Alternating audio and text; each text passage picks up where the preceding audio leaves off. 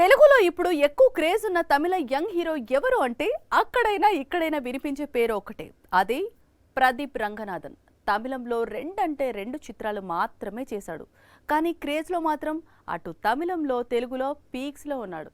అలాంటి హీరో ఇప్పుడు back to back releases set చేసి పెట్టుకున్నాడు.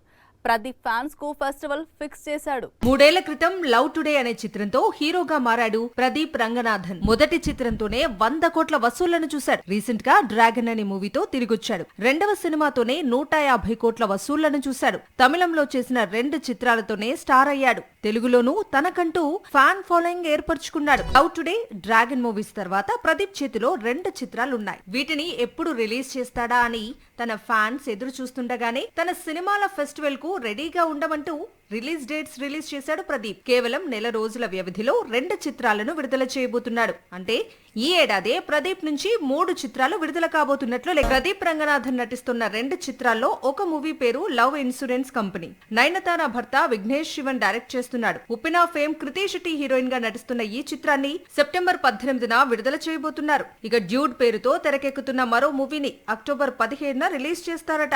ప్రేమలో ఫేమ్ మమితా బైజు హీరోయిన్ గా కనిపించనుంది.